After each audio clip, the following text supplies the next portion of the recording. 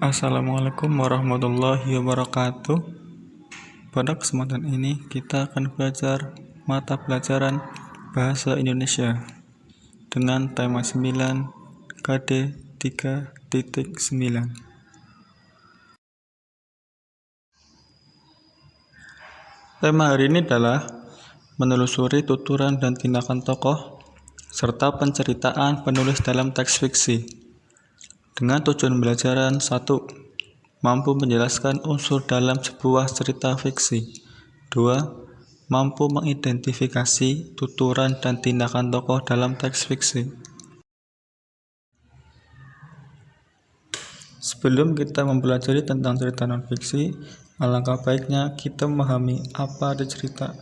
Cerita merupakan karangan yang menuturkan perbuatan, pengalaman, atau penderitaan orang, kejadian, dan sebagainya, baik yang benar-benar terjadi ataupun rekaan semata.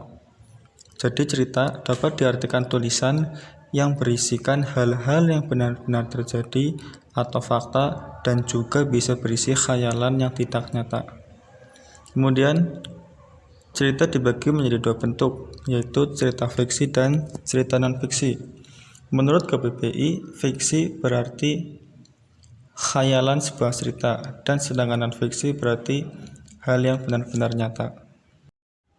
1. Cerita fiksi. Cerita yang tidak nyata atau sekedar khayalan penulis yang ditulis menjadi sebuah cerita sebagai hiburan dan pelajaran bagi para pembacanya. Maka dari itu, cerita fiksi juga dijadikan alat pendidikan untuk mengajarkan hal-hal yang seperti kisah Pinocchio, ketika berbohong hidungnya akan memanjang. Di situ kita sedang mendapatkan belajar untuk menjauhi sifat bohong karena tidak baik. Yang kedua adalah cerita non-fiksi. Sedangkan cerita non-fiksi adalah cerita yang nyata benar-benar terjadi yang ditulis. Sebagai contoh, teks biografi. Di dalamnya berisi riwayat hidup seorang dari lahir sampai meninggal dunia, serta berbagai kisah-kisah hidupnya, seperti contoh kisah Raden Ajeng Kartini yang mengisahkan perjuangan Kartini untuk membela hak-hak perempuan. Jenis-jenis cerita fiksi dibagi menjadi berikut. Yang pertama adalah mitos.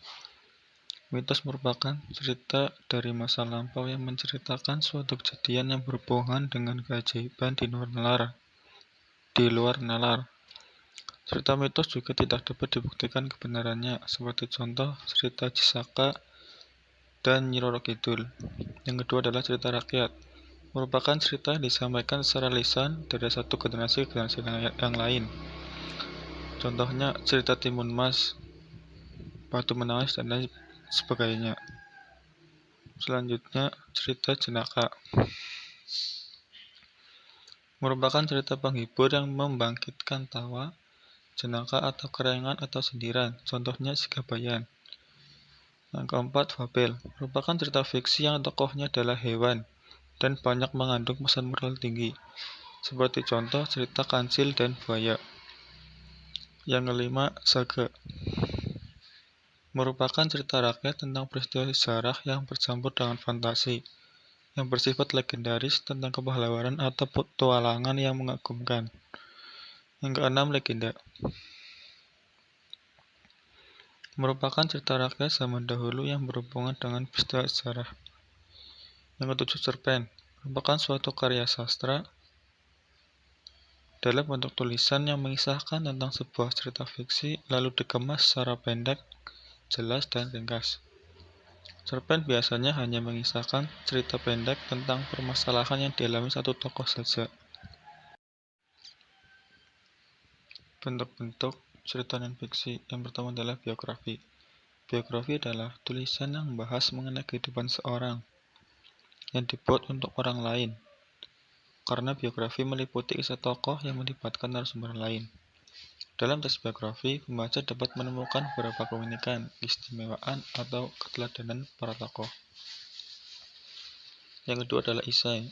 Menurut Kamus Besar Bahasa Indonesia, esai adalah karangan prosa yang membahas suatu masalah secara sepintas lain dari sudut pandangan pribadi penulisnya.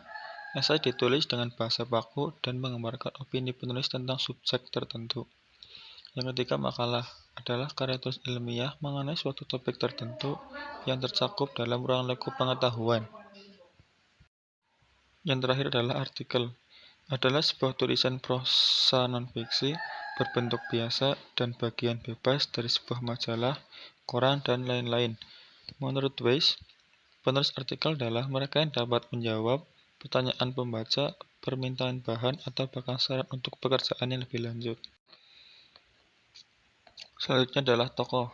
Tokoh merupakan seseorang yang diciptakan oleh pengarang dalam cerita yang mengalami peristiwa yang ada dalam cerita. Tokoh dibagi menjadi dua bentuk.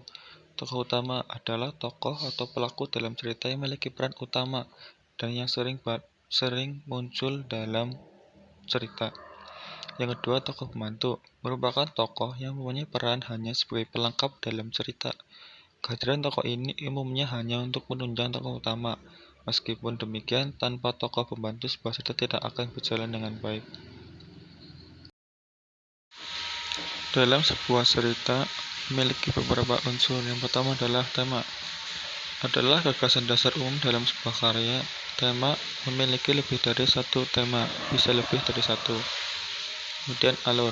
Alur adalah urutan kejadian yang ada dalam cerita atau rangkaian cerita yang digunakan untuk menjalankan suatu cerita untuk mencapai klimaks atau penyelesaian.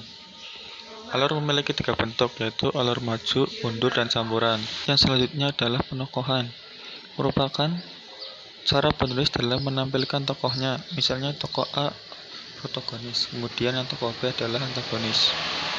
Yang selanjutnya adalah sudut pandang. Merupakan pandangan penulis dalam menyampaikan sebuah cerita, sehingga cerita tersebut lebih hidup dan tersampaikan dengan baik oleh pembacanya. Yang ketujuh adalah dialog. Dialog melakukan percakapan. Dalam sebuah cerita, pastinya ada percakapan dalam cerita, yaitu antara tokoh. Setelah kita mempelajari materi tentang cerita non-fiksi, selanjutnya kalian membaca buku tema yang di dalamnya ada sebuah cerita. Nanti kalian dikerjakan bersama, lalu dikumpulkan di WA group. Sekian yang dapat saya sampaikan. Terima kasih. Mari kita tutup pertemuan ini dengan baca alhamdulillah.